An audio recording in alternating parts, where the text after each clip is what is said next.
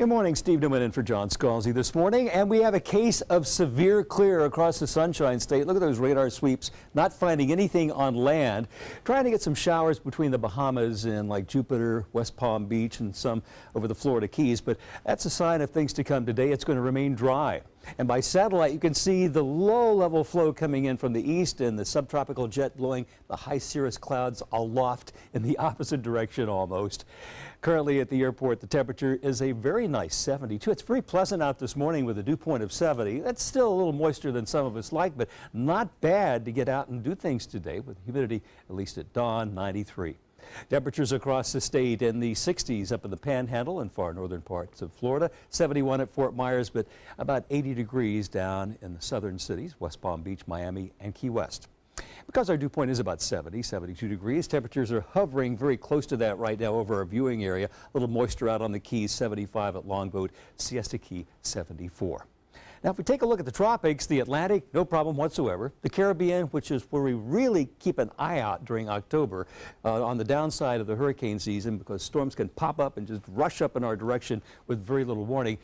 No suspect areas now, so I don't think we're going to have any problems there for the next several days at least. And the Gulf of Mexico, some scattered thunderstorms of the north central Gulf, but for us, dry. It is cooler in Atlanta, Georgia right now, 49, than it is at New York City, 58, Boston, 61, because of high pressure that has brought a pool of cool air down in the deep south. And it's that high pressure that is keeping things mild from coast to coast, really quiet, except where they need it in the west. Look at this dip in the jet stream, and a cold front finally brought rain to Northern California in the wine country where they've had those horrible firestorms.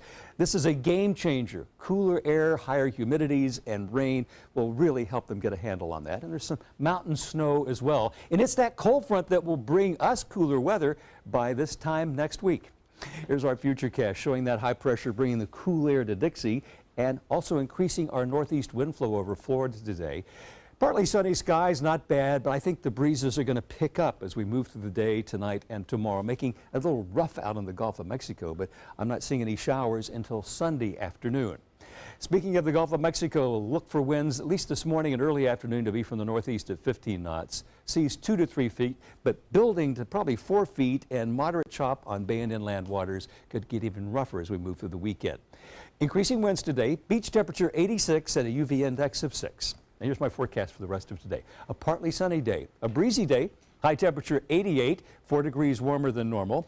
And here's our 7-day outlook showing the chance of rain does come back up on Sunday to 40%.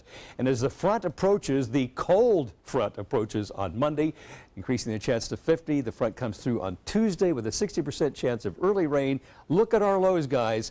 Over the weekend in the low 70s, the front comes by and the drier, cooler air settles in by this time next week with lows in the upper 50s. We're all going to like that, I think. Most of us anyway.